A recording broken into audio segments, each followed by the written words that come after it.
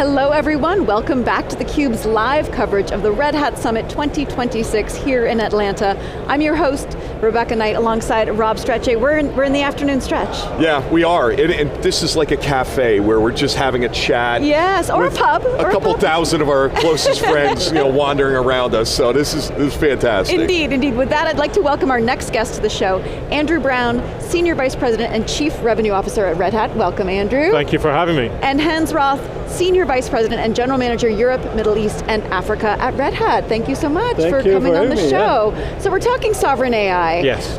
Do you want to start, Andrew, by giving us a real global definition of sovereign AI from your perspective as the CRO? Well, it's about control, it's about being able to create a set of capabilities that you know where your data is, how it's being managed, you know where your infrastructure is, how it's being managed, and then the models and the capabilities that you're running from an AI perspective, you can equally operationalize and manage that in a physical, geographical, but also digital space. Yeah, and I think, again, throwing it to you, because like your scope of responsibility, the regulations, I mean, yes, the EU has some stuff that's pretty standard, but then you got the UK, you got the Middle East and Africa, and sometimes there's no regulation, sometimes there's a lot of regulation, sometimes it's somewhere in between. Right. What does sovereignty mean beyond compliance, right? Beyond a country, beyond a region, kind of thing. I think it's, at the moment, for any company, any government as well, right? Government institutions, to define exactly this layer. The European Union came up with like a 7-layer cake in order to understand what that is. We are trying to basically address all of these elements, because at the end of the day, what it all is about getting access to innovation, which is not coming out of the states who are asking for sovereignty, right? And at the same time, having that security layer that you can say, you own it, you have control, as Andrew said, right? You need to control it, you need to comply to regulations, and this is the main thing, right? That you basically need to manage your risk level, right, at the end of the day. So there are these regulations, GDPR and DORA, but it's actually become more of a strategic question, right? It's not just about compliance. How are you seeing this shift happen, Andrew? So we're seeing entities around the world who are at a point of inflection, right? Particularly geographically, like where Hans operates for us at Red Hat. Does that country's and the companies within that country, do they look to the left and look at the models that are being done out of China or other parts of the East, or do they look to the West, or do they have to run both models based on their customers' demands? And then how do you create policy around that from a point of view? So there are companies that we are working with today, and they're asking, how are we looking at this? And from a Red Hat point of view, we've created a set of support that is done, and we announced it before Summit, we've enhanced it in Summit, which says we can make certain, at least for the EMEA area, we're going to do the same for Asia Pacific, and also in the US, because you don't think of it as being a sovereign, but I would say the US federal government was probably the first sovereign entity that wanted control, operational posture, delivery. So internationally, globally, each entity is looking for not just how do I set out a set of policies, but how do I can guarantee that the support that I'm going to get for that infrastructure, I can trust, rely on, and know where it's coming from, and know that I've got maybe local nationals working on it for me. That becomes hugely important. I was going to say, I mean, we've had some fantastic guests on this week already talking about some of these issues, and I think around the world, I think one of the things that really hit me was kind of the concept of landing zones. Kind of help people understand what that means and what it means to your region. Landing zones, at the end of the day, I would say it's enforcing regulations which you need to do on top across all the platforms. So if you think about, you talk about DORA, you talk about any type of regulation. I mean, the AI Act we have just in Europe, right? You need to make sure your systems are complying to those. And with agents coming up as well, right, who can do crazy things that we have seen before, you have to make sure that those landing zones are basically in the play field of sovereignty, which is defined by the regulator, that's it, right, and do that. So you can deploy that enforced deployment, I would call it, right, on those landing zones, which is, I think, pretty cool, right, because it takes a lot of headache away. You need to think about also DORA. DORA is not a defined set of actions you need to do, it's just a defined set of fines you get. Right. So, which means it can go up to the company value that you have to pay fines if you don't comply, but you don't know before. So this is why it's very important you can react very fast and deploy it everywhere. That's landing zones. And at Red Hat, we're helping customers think about DORA. So, even like US companies that we work with or EMEA companies, they've all got a DORA position, and we need to be certain that when we can deliver solutions, we also deliver support that comes with that, so that they've got confidence and trust, which is what Red Hat's had for many years, is the ability to work with those customers and show a level of trust that we can continue to deliver to that. And we don't take that lightly, and we spend a lot of time looking at that. Yeah, I mean, I'm familiar with DORA, not just the Explorer cartoon thing, but actually the regulation that came. That's what he was talking about. That's where you were going too, but I was, with a backpack or something like that. I mean, my kid used to watch it, but when you think DORA, you think, hey, it came out of France, it came out of the financial institutions, became an EU thing, and it really had to do with, hey, if this cloud goes down, my bank can't be down for X number of days. It has to be up within 72 hours or something like that. Yeah. And so when you look at this, one of the things I think about that could be just a wonderful asset that Red Hat has is, yeah, we are in those hyperscalers, we are in these regional clouds as well, and you can have your own kit, and it's standardized. Is that one of the things that makes it really popular? Well, the one word that's come out of this conference that we're in at Summit is choice. And that is exactly where you're going, is at Red Hat, we're able to give our customers consistency and choice on all the platforms. So, Red Hat shows up well in the hyperscalers, it shows up very well on-prem, it shows up very, very well working in an ecosystem of partners where they may be delivering managed services or solutions. We're able to deliver to that. And so, you're able to place the right workload with the right model, with the right infrastructure at the right place, and choice with trust and control. That's a very big differentiator, and that's what we try to bring to all our customers, but it really plays and lands well with sovereign. Well, as Rob said, there have been so many new announcements and new sovereign capabilities this week here at the Summit.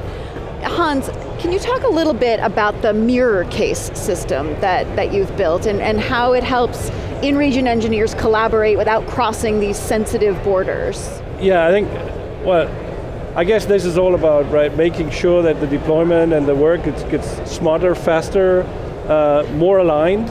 And I think if I connect it to the sovereignty piece, where you think about, we provide that access then, right, for teams to work together in the background and deploy it faster, so you have that latest CVE, that latest upgrade deployed in a manner which is coordinated and which aligns to the area where you want to go. I think that's a key area where we're looking at and get this going, right? I think the bit that it comes with it, and everything Hans said is absolutely spot on, but it's the ability to apply governance around side. So rapid, accelerated co-development. We know where those landing zones may be, we can deliver to those, but it comes with governance and safety that allows the entities that are working on those, the left team, the right team, the blue team, the red team, to be able to know that what they're delivering is going to comply. So what goes hand in hand if you're operating something is support.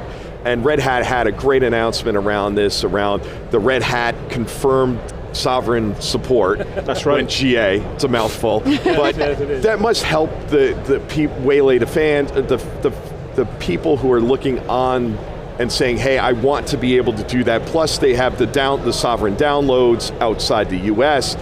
That must have been an ask that you'd been seeing from all over the world. I think that was a big reaction to the ask we got since the beginning of the year, in order to make sure that not only for secured environments, it's not only for governments, right? It's we have regulated industries that come to us that want to have that support out of the European Union, right? Which is clear where it goes to, and we also have clear boundaries, making sure those information, which is which is secret at some point in time, doesn't go out of the country or doesn't go out of the region. So we see a lot of traction in that, and we have one of our largest development centers in Brno, in Czech Republic, which is part of the European Union, where we run it from, so it's a big thing.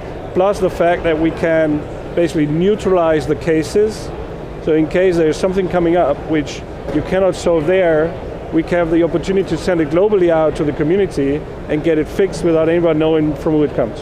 I think it's very powerful, and it's really great. I'd add to that with just one comment, which is, there's also an instance on that sovereign solution where the customer can say, I actually want the support from this country, specifically because of international connections, relations, commitments, but also, I don't necessarily have the scale and depth in this particular country that I'm operating in, but I know that my home headquarters over here, I have that level of trust, security that I want to work with, and so I'll take the support from over there and we can deliver to that as well, which is a hugely powerful and very flexible. We have to be able to stand up teams in the right place, but we're confident we can deliver on it and meet those policy and regulations.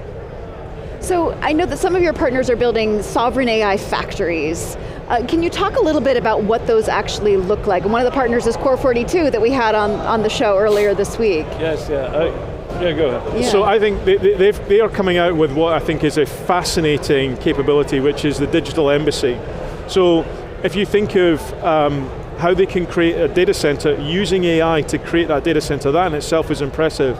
But then that they're going to create it with an international agreement country to country to run as though you are like an embassy would be, which is a country's representative in another country to build out a set of data, compute, storage, AI capabilities, and then bring foreign nationals in to deliver and support it.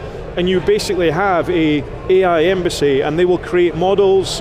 Why? Because they can create them faster, rapid innovation, they've got access to compute and resource that you might not have in your home country, or you may not be able to accelerate as fast. So it creates rapid acceleration of capability, doing it with Core42, and great to see that they've got a Red Hat layer in amongst that 7-layer cake that you were talking about. Well, I think just to complement maybe on that, because Core42 is coming out of Abu Dhabi, and they have a great plan and really going forward.